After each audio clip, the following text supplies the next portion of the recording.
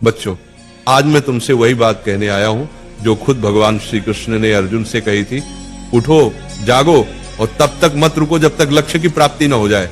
आज तुम्हारा रणभूमि में कोई युद्ध का मैदान नहीं, तुम्हारा रणभूमि है तुम्हारा किताबें और सपने, तुम्हारा गांडीव है तुम्हारा पेन, और तुम्हारा दुश्मन कोई और नहीं बल्कि तुम्हारी आलस्य, डर और टालमटोल है। क्यों पढ़ाई से भागते हो? जरा सोचो, जब भी किताब खोलते हो नींद क्यों आती है? क्यों मोबाइल उठाते ही दिमाग तेज हो जाता है लेकिन किताब खोलते ही भारी लगने लगता है? क्योंकि तुम्हारा मन आसान रास्ता चुनता है।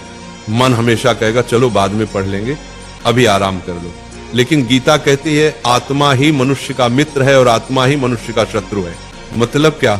अगर तुम मन को कंट्रोल कर लो तो वही तुम्हारा सबसे बड़ा साथी है, लेकिन अगर मन ने तुम्हें कंट्रोल कर लिया तो वही तुम्हें बर्बाद कर देगा। अर्जुन भी डरा हुआ था।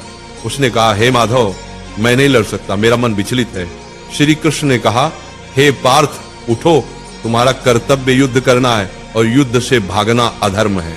अब सोचो, अर्जुन को कुरुक्षेत्र का युद्ध जीतना था और तुम्हें अपनी पढ़ाई का युद्ध जीतना है। अर्जुन अगर मैदान से भागता तो इतिहास उसे कायर के रूप में याद करता। अगर तुम पढ़ाई से भागते हो तो आने वाली पीढ़ियां तुम्हें हारने वाले के रूप में जानेंगी। गीता का सबसे बड़ा संदेश है, कर्म करो, फल की चिंता मत करो। आज अगर तुम 5 घंटे पढ़ते हो तो तुरंत रिजल्ट नहीं दिखेगा, लेकिन ये मत सोचो कि मेहनत बेकार जा रही है।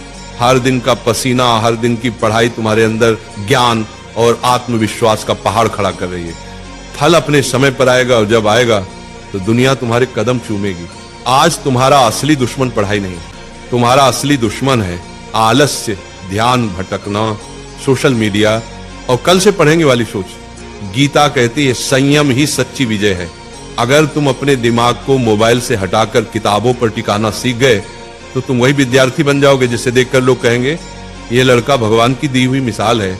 याद रखो, अर्जुन ने युद्ध इसलिए जीता क्योंकि श्री कृष्ण उसके साथ थे।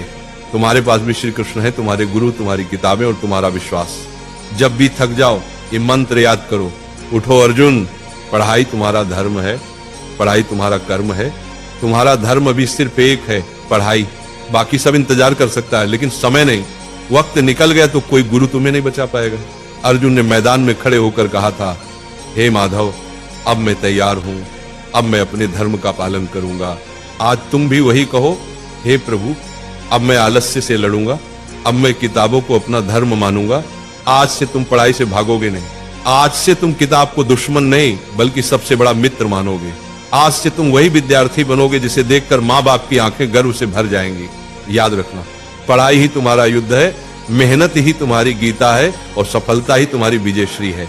और एक बात नाम जाप किया करो, राधा राधा। 24 घंटा में सिर्फ मुझे 24 मिनट देकर देखो, फिर तुम कहना